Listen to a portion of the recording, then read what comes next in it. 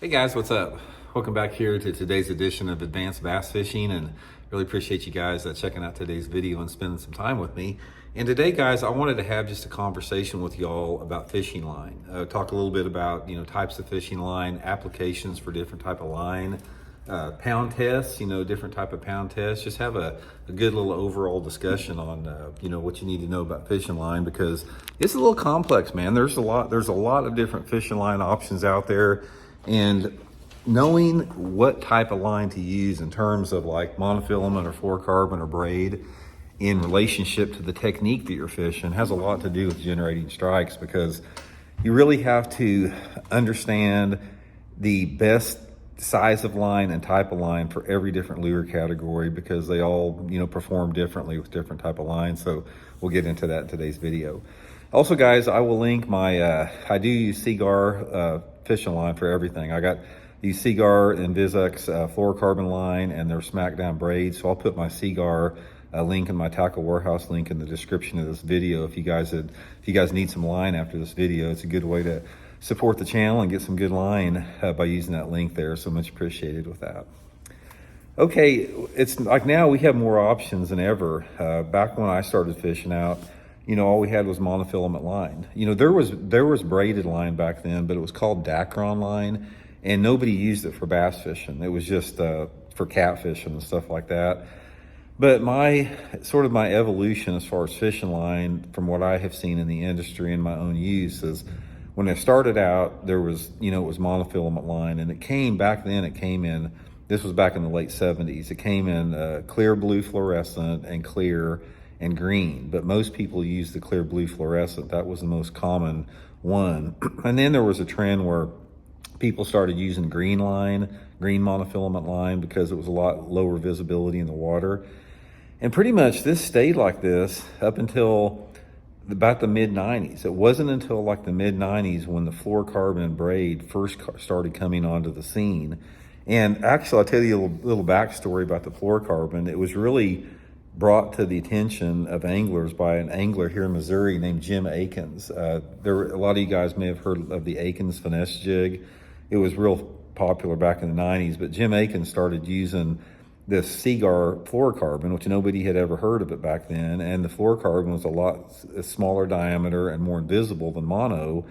It sort of caught on after that, and then there was another angler named Randy Dearman that won a Bassmaster tournament flipping white braided line down at Sam Rayburn Lake, and so the braided line sort of took over all that. So, but it wasn't until like, the late 90s, early 2000s, when the alternative to monofilament sort of took over, for most anglers out there.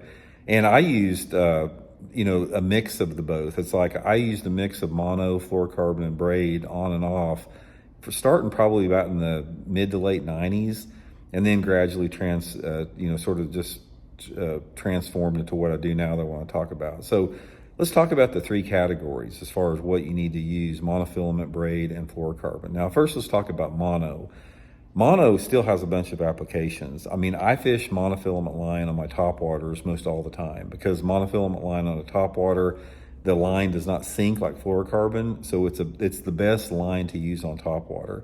So any bait that I have that sets on the surface, like a popper or a walking bait or a twitch bait, something like that, a wake bait, I'm always using the monofilament line with it. Now, occasionally with the topwater, I'll use braided line, like on a frog or something, but for the most part, it's mono for all my topwaters. And I also do use mono occasionally for cranking a square bill if I'm making short casts around shallow targets, because the mono has more stretch.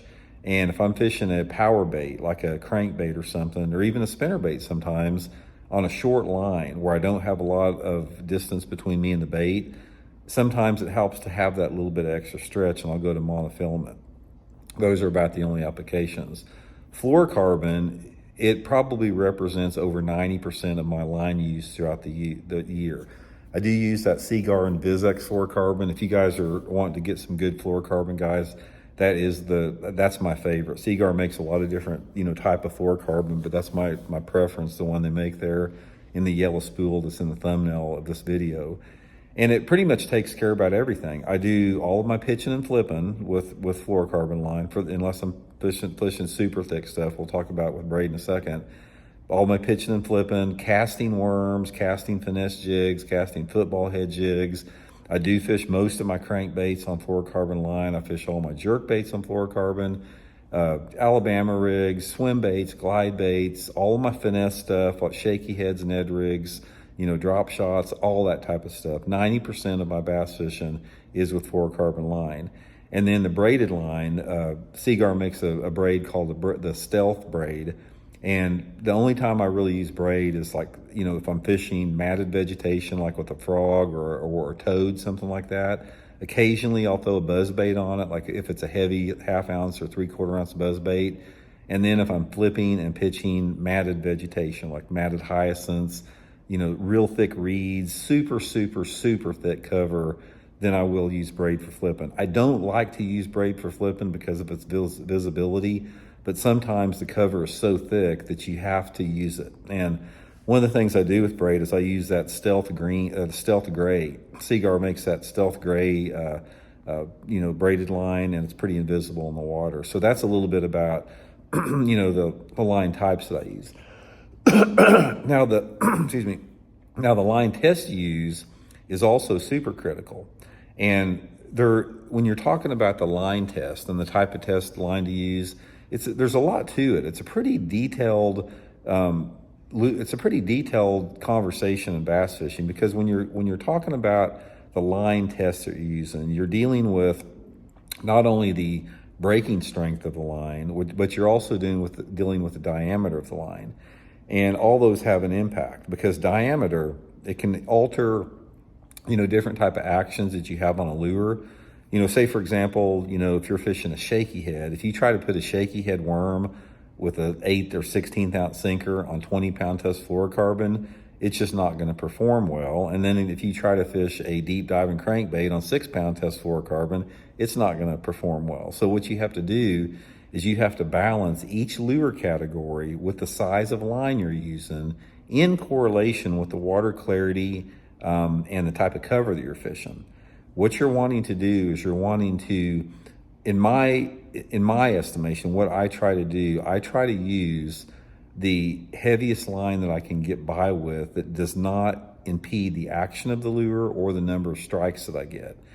So given that, I use every line test they make. I use 4, 6, 8, 10, 12, 15, 17, 20, and 25 in fluorocarbon, and I'll use anywhere between 10 to 50-pound test on braid. And most of the time with my top waters, I'm using 12 to 20-pound tests. So it's all relative to that. So the main thing, guys, is you have to figure out like the depth that you want your lure to attain. You have to figure out how thick the cover is. The thicker the cover, the heavier line you're going to need to use to get those fish out of the cover. The cleaner the water is, the lighter line you need to use for the visibility aspect of it. So there's a lot of variables that go with it, but that's just sort of a good overall foundational piece of advice that gets you started on fishing line there. So hope it helps you out, guys. We'll talk later.